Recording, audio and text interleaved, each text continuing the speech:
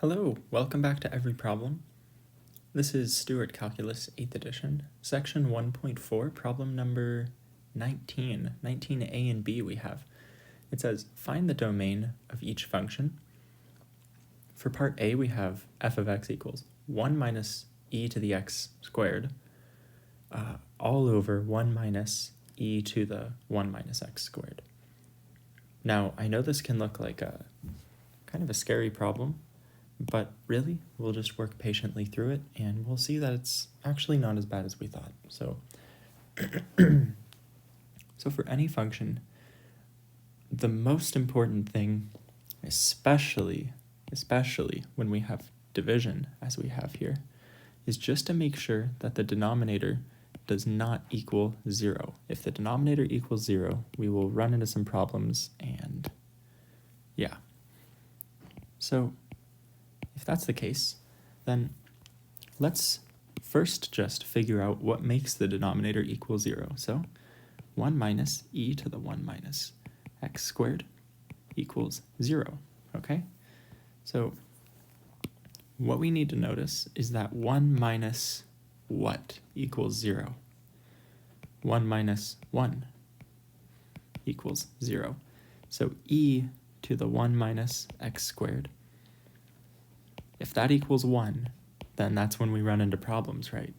So, well, e to the what equals 1, right?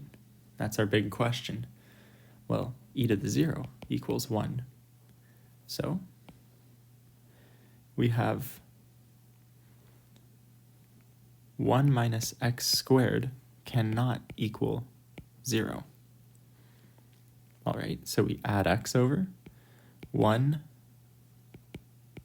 being equal to x squared.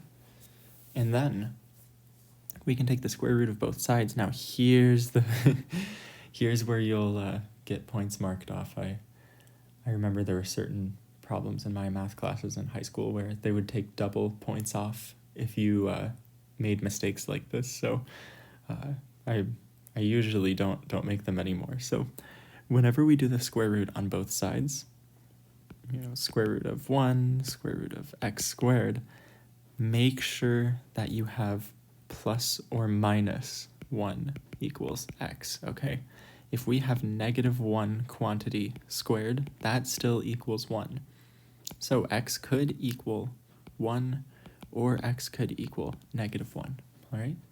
And so under those two conditions, e to the 1 minus x squared will equal 1. We'll make the denominator equal 0, okay? That's where we were going with all of that.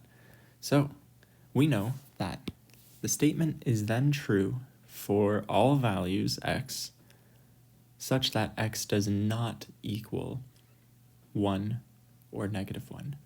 So for part A, we'll write domain, and here we have it. We have from the value of negative infinity, again, note that I'm using open brackets here because you cannot officially close off infinity like that. So negative infinity all the way up to negative 1. We can't include negative 1 though. Then we have from negative 1 all the way up to positive 1, but not including. And then lastly, we have from 1 all the way up to infinity.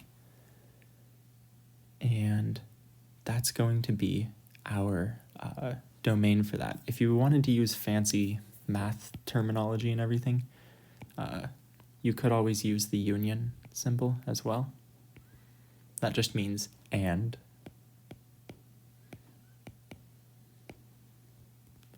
Okay, so that's part A. And part B, what do we have for part B? Let's take a look. We have 1 plus x over e to the cosine x. So this is interesting because this is kind of a periodic situation that we have here. So again, with division, the denominator cannot equal,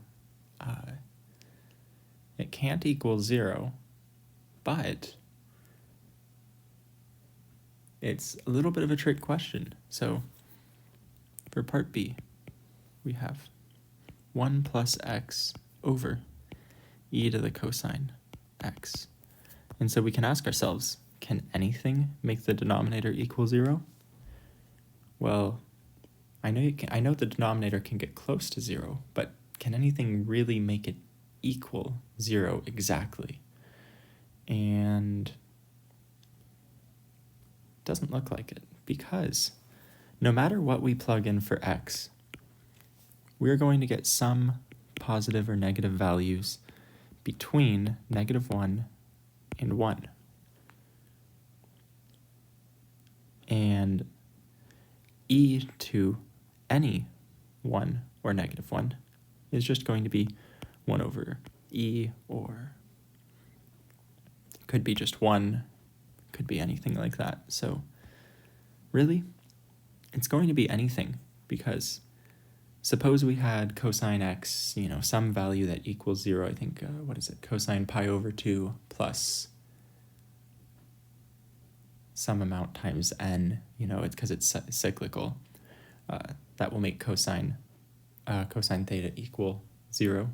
But e to the 0 is just 1, so it all seems fine. That would just give us 1 over 1 if you had, or, well, not 1 over 1, but you see what I mean, right? It would just give us some value between -1 and 1 as our exponent, not our actual number.